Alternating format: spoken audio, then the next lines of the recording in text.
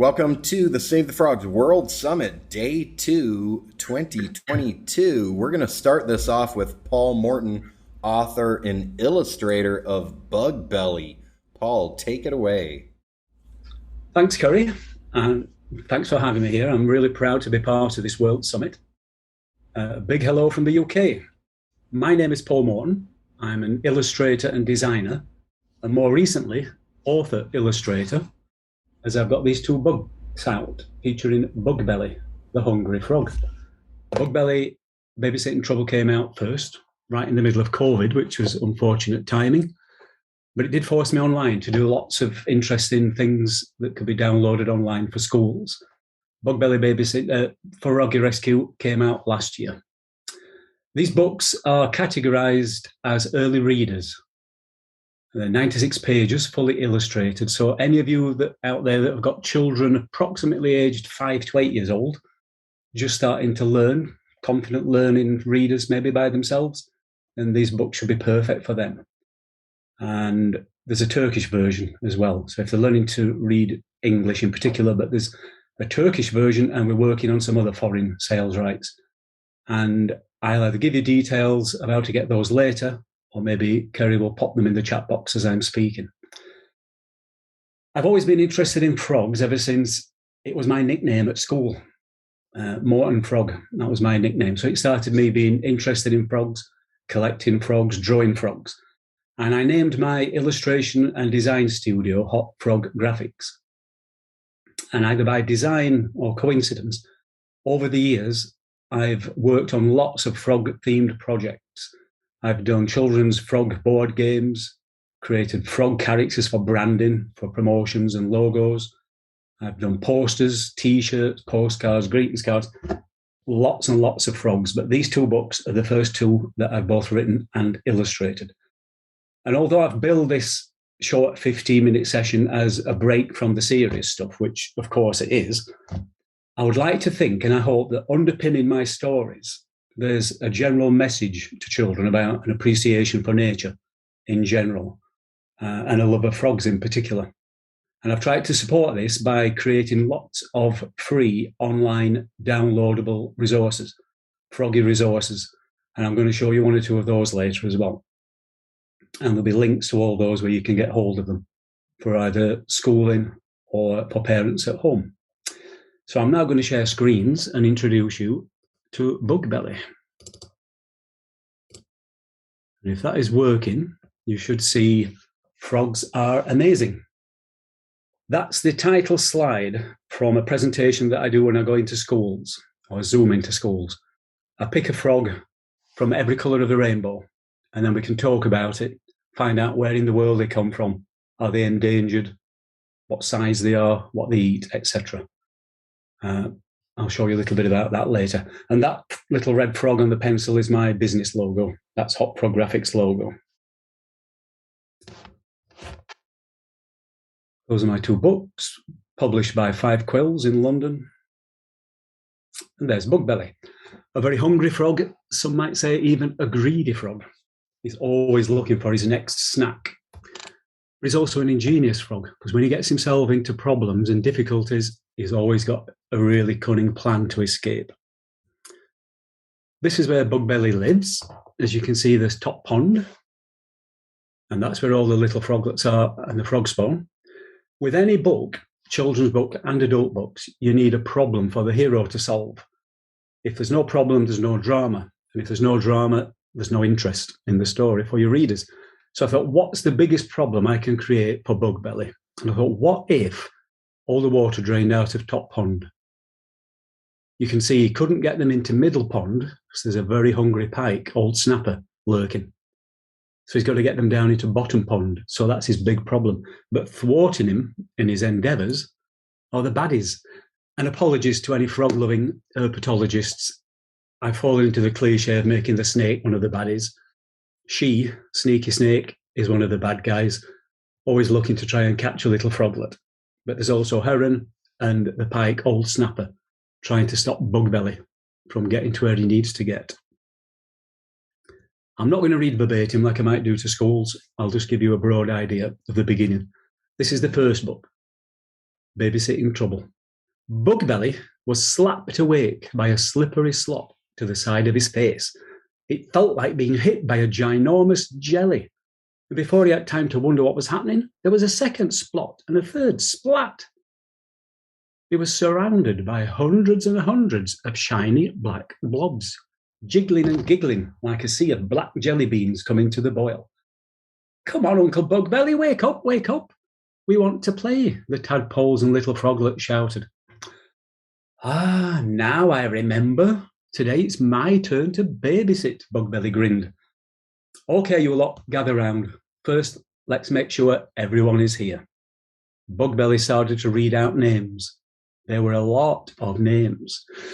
And my publishers and I thought it would be a good idea to try and put lots of names in there from all over the world so that when children are reading it, they can maybe have a look and see if their name's in there. So there's 242 tadpole and little froglet names in there, including all my family, my relatives, my favourite footballer, favourite author, all hidden away in there. So I'm hoping if anyone's intrigued enough to get the book, you can have a look and see if your kid's name's in there. Phew, Bugbelly let out a sigh of relief. "Okay, listen up," he shouted. "The mums and dads have all gone to save the Save the Frogs World Summit, and I'm looking after you for the whole day. So who wants to have some froggy fun?" "We do," they all cheered excitedly. Bugbelly knew exactly how to entertain the little tadpoles. Of course, there were slides. Some taddies played water ball, others raced. There were snail rides and dragonfly drops. Things were going splendidly until Bugbelly's tummy went urgle, gurgle, glump. Oh dear. You see, Bugbelly is always on the lookout for the next snack. And even though he was coming down the highest water slide, his tummy rumbled and he started thinking about lunch. He launched himself off the slide doing a double somersault and rocketed straight through the air towards a juicy-looking slug. In Bugbelly's head, it looked something like this. But unfortunately, it didn't turn out quite how he'd planned. Ah! Splat. Although Bugbelly did catch the slug, he crashed face first into the fence post.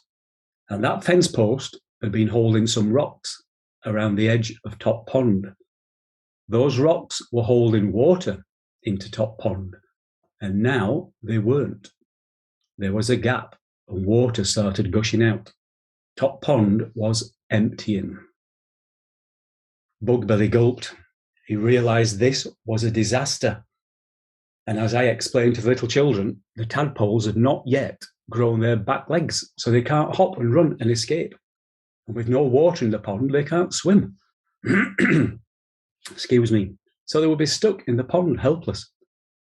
Bugbelly closed his eyes and tried to think of a really clever plan.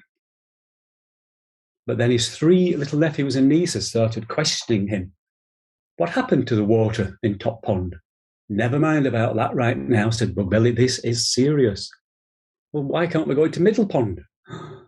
Bugbelly realised this was going to be tricky.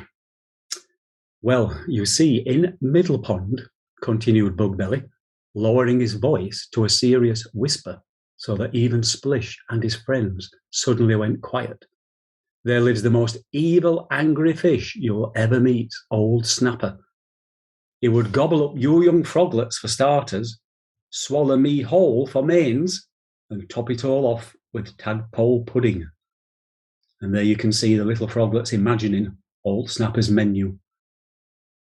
"Middle Pond is far too wide to get around," said Bugbelly. "We're going to have to go over it." He was just about to get his best ever clever idea when a little froglet came frantically swimming towards them, shouting, "Look out, look out! Heron's been spotted." "Oh no, spitting, speckled spiders," wailed Bugbelly. "Not heron, not now."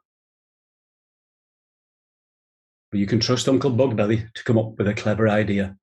He grabbed his kit bag, he chomped on a snack, he made measurements, scribbled notes, doodled diagrams, and drew up a list.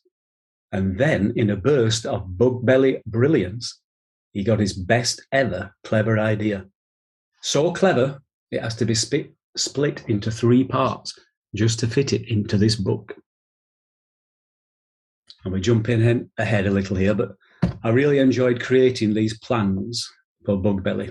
And from the feedback I've had from children, they enjoyed looking and poring over these plans and the maps. So that is Bug Belly's Cleverest Plan, Part 1. You can probably get an idea from that of how he's thinking he can rescue those little tadpoles. I'll just jump ahead to one last picture in the book, where in the middle of his escape and rescue, there is a shadow that swooshes down from the sky, and Heron arrives at the pond. Can Bug Belly manage to rescue those little tadpoles and not end up in the tummy of the heron, old snapper, or sneaky snake? So I'm hoping I'll leave you on a cliffhanger so that you might want to buy the book and find out for yourself if Bug Belly manages it. So I mentioned earlier about the rainbow series of frogs. This is how I take it into geography in the classrooms. And I've put the title, Frogs Are Amazing. You guys out there in the field are amazing. You people out there discovering the frogs, finding the frogs, conserving the frogs. You've probably even got frogs named after you. You're amazing. Keep up that fantastic work. So I like to tell kids that these frogs come every part of the world, all shapes and sizes. And I even finish by showing them a full-size cutout of the Goliath frog, which I bring up a bit like Jaws, the shark coming up from under the desk because it's that big. And they like that. That goes down a treat. That is a classic frog life cycle in the UK and Europe and maybe other parts of the world, but that's what we're used to over here in Europe. So that's one of the free resources that I mentioned that's on bugbelly.com that is downloadable and kids can colour that in.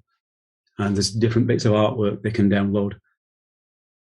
I wanted to finish today just by showing you these little tree frogs that I've made.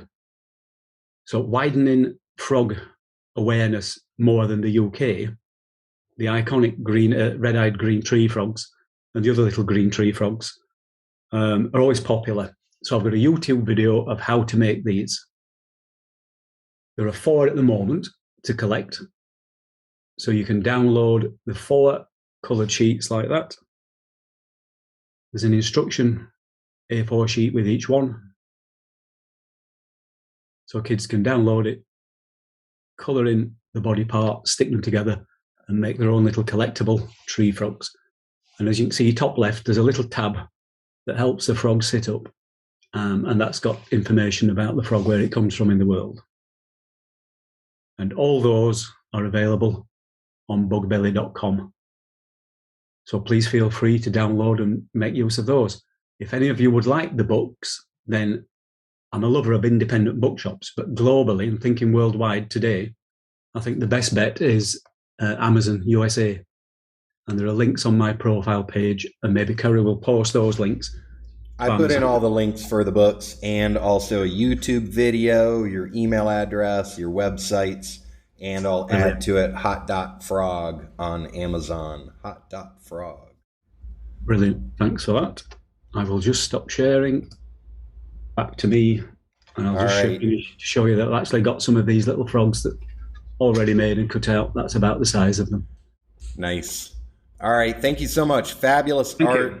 Wonderful storytelling. Good luck with your books, and thanks for spreading amphibian awareness. Thanks, Kerry. Good luck for the rest of the day.